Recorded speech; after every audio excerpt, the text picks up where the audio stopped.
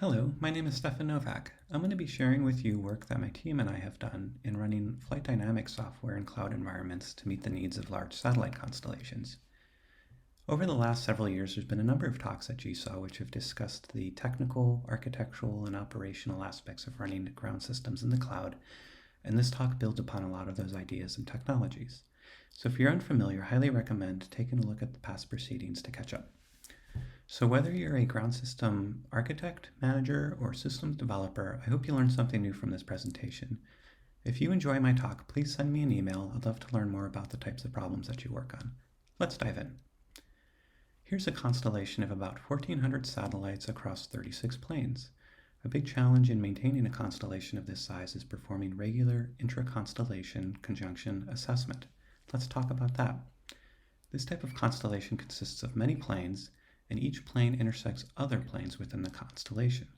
So we're able to determine the plane crossings where satellites might intersect and collide.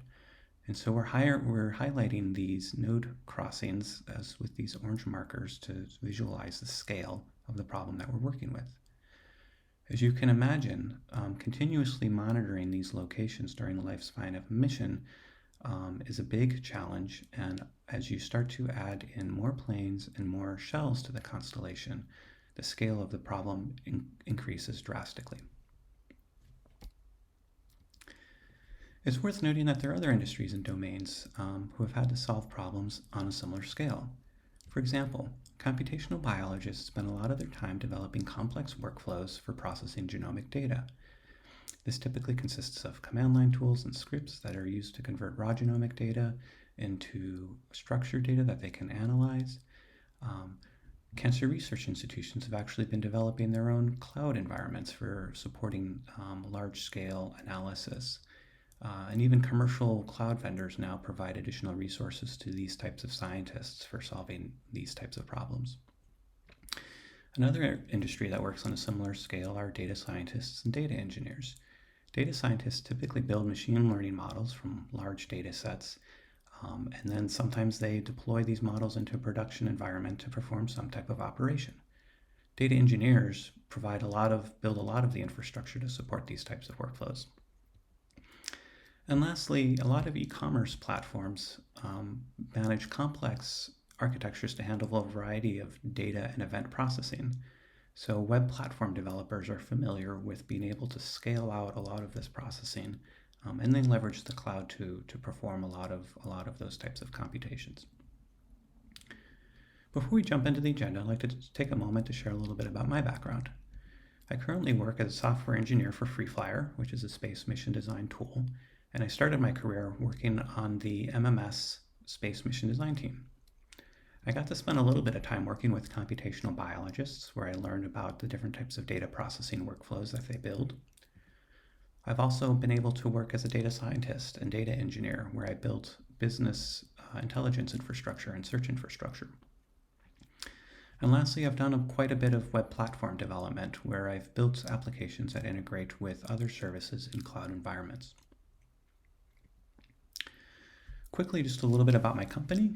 AI Solutions has been around for about 25 years. They've been supporting a variety of different space customers, and AI Solutions develops FreeFlyer, which is the space mission design tool that I work on.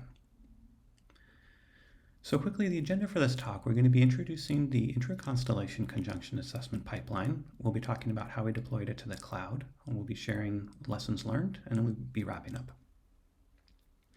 So let's dive in to talk about the pipeline. So the pipeline that we're going to be talking about is going to be used to scale out the computations for discovering those close approaches that can occur in a large constellation. It starts by collecting measurements for the states for the spacecraft. These could be either ground-based or space-based measurements that are used to determine and estimate the state of spacecraft in your constellation. Those measurements feed into an orbit determination script, which generates a collection of initial states. Those initial states are then fed into an ephemeris generation and maneuver planning tool. This takes into account any maneuvers that were planned as part of, say, an orbit raising sequence. This tool generates a collection of ephemerides, which are then piped into a close approach analysis tool This generates a collection of close approaches, and finally those close approaches are then passed into a separate tool for doing post-processing, which is then used to create a final result. So this is the pipeline that we're going to be deploying into the cloud. So typically this pipeline is developed by an astrodynamics engineer. They typically work in a local environment to perform all of the modeling and all of the analysis. But at some point you want to take this code and deploy it to the cloud. So what we're going to do is we're going to break this pipeline up into separate stages. We're going to wrap each tool in its own separate Docker container. We then can run a Docker container inside of a batch job. Different commercial cloud providers provide batch data processing capabilities, and they have an abstraction layer that allows you to conduct batch processing jobs that can execute Docker containers. So the next step is to add a layer for cloud file storage. This is where our measurements data is originally stored and then used by the orbit determination tool. You'll note that the orbit determination tool then publishes out the initial states back out to cloud file storage. The process is then repeated for the next stage and the remaining stages. So the idea here is that we're not necessarily storing data locally within these Docker containers, but instead we're publishing it out to cloud storage. It's worth noting how each batch job can actually be individually parallelized. For example, when performing orbit determination, you can perform that job on each of the individual planes within the constellation in parallel. Similarly, the close approach analysis tool can run on each of the individual pair combination of planes. So here's a few screenshots of our pipeline in action. Here we have the ephemeris generation and maneuver planning tool that runs as a job on AWS through AWS Batch. You'll note that on the left side we have multiple jobs that ran as part of this one specific job, and this corresponds to 6 different planes that were modeled as part of this pipeline. You'll note that on the right side, several of the jobs are still running. We can jump over to cloud storage to take a look at the output of the orbit determination script. So you'll note that we can browse through to a cloud file storage location for our orbit determination output. And on the left side, you'll note that we have the initial states for each of the individual planes. Finally, we can browse through and take a look at the final results for the pipeline. You'll note that we actually get a link here that we can then integrate with other web applications. And so this is like the final result that was generated by the pipeline. One thing that we found really useful was to think about managing the pipeline configuration using infrastructure configuration tools. So we used a tool called Terraform, which is typically used to manage infrastructure to manage the configuration of the pipeline. For example, this is a snippet from our Terraform configuration where we define a variable that describes the name of the different stages of the pipeline. So here we have the variable name and we have each of the stage names listed appropriately. In the main infrastructure automation script, we then define a series of AWS batch job definitions that can iterate through each of the stage names and create a batch job definition with a name that uses the stage name plus the environment that we're running in. And you can see that we also use the stage name to refer to a Docker container that is then executed as part of the job execution. This is a little bit of a joke here, but Terraform can automatically generate architectural diagrams that describe the relationship between all of your infrastructure components. Obviously, this isn't very useful here, but if you actually drill in, you'll actually see the relationship between different components within our pipeline configuration as expressed through Terraform. We found this to be very useful for general QA. So let's jump over to lessons learned. One thing that we found to be very important is to be able to build for the cloud from the beginning. So for example, being able to take advantage of cloud APIs within Flight Dynamics code allows you to simplify the architectural sort of approach that you take. This allows you to minimize glueware that integrates Flight Dynamics code with cloud service APIs. I'll be showing an example of this in the next slide. It's also important to be able to plan for supporting multiple environments.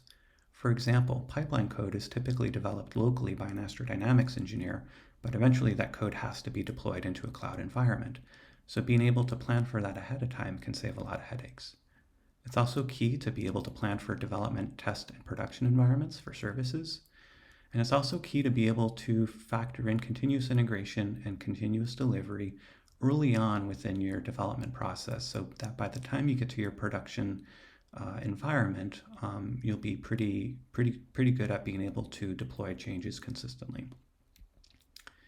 And lastly, collaboration between the astrodynamics and platform engineers on your team is really key. When we built these prototypes, my colleague and I worked together to be able to develop this pipeline. I was the platform engineer, and Michael Volley was the astrodynamics engineer. We collaborated a lot back and forth to figure out the right combination of approaches to make sure that we can take the code that he developed and deploy it into the cloud. So it's really key that both engineers sit next to each other and communicate frequently. Here's an example of incorporating cloud APIs directly in your Flight Dynamics code.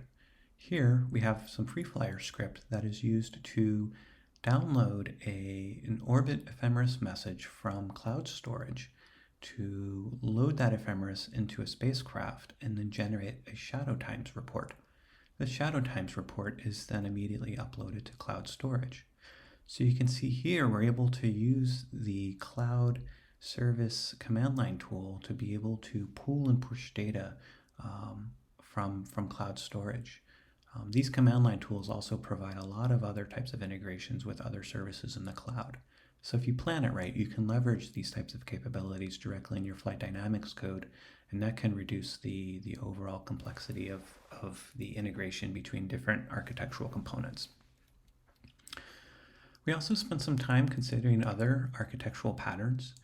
For example, if you have other services within your architecture that want to kick off the execution of a pipeline, it's typically a best practice to be able to manage those requests through a job queue.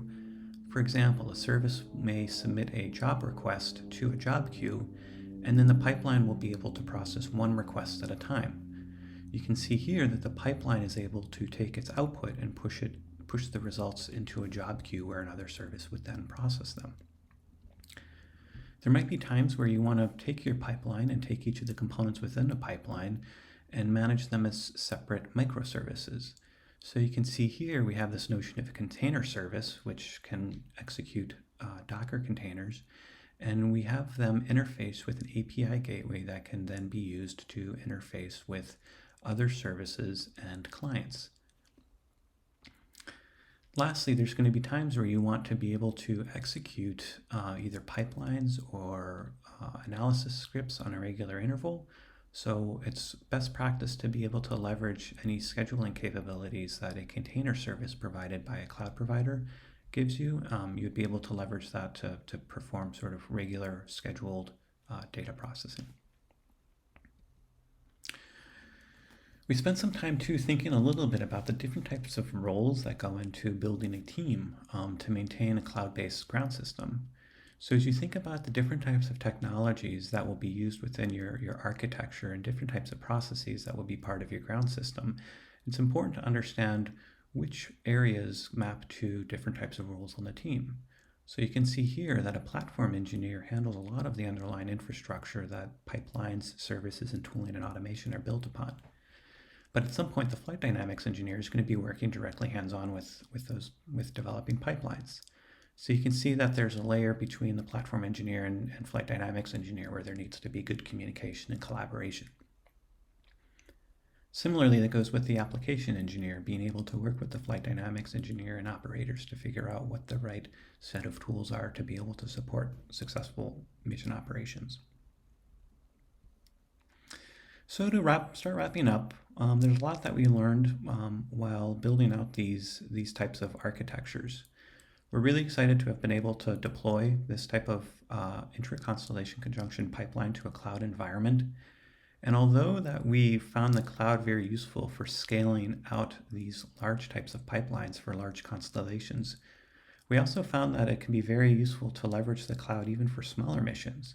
So even if you have a single spacecraft mission, the services that cloud providers provide to ground system developers makes it very easy to develop a variety of different services to support even a single spacecraft mission. We found that leveraging existing cloud service APIs allowed us to move quickly, so we really wanted to avoid developing our own services and instead just building upon what is available through commercial cloud providers. This allowed us to move quickly in developing a variety of different architectures and to be able to iterate on the design very quickly. We're really happy that there were no upfront costs in terms of being able to use computational hardware and services.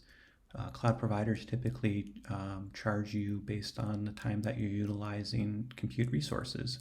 So the pay-as-you-go model worked very, very well for a small team like ours.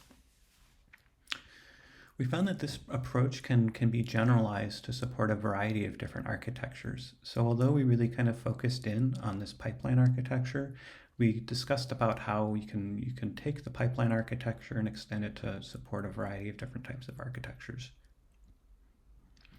We found that it was very useful to call directly into cloud APIs from Flight Dynamics code. This allows for better integration between the Flight Dynamics code and the cloud environment that code is running in.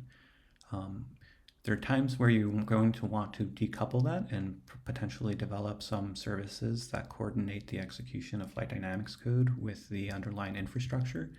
But try to start simple and try to kind of integrate the two and see how far you can get.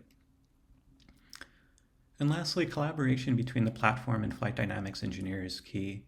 When Michael Volley and I worked together, we iterated very, very quickly by communicating frequently as we made changes and experimented with ways to improve our design and our approach. So it's really key to be able to build a team that communicates and collaborates well. So that's it. Thanks for watching my talk. If you found it enjoyable or you have any questions or comments, please send me an email. I'd love to hear from you. Thank you.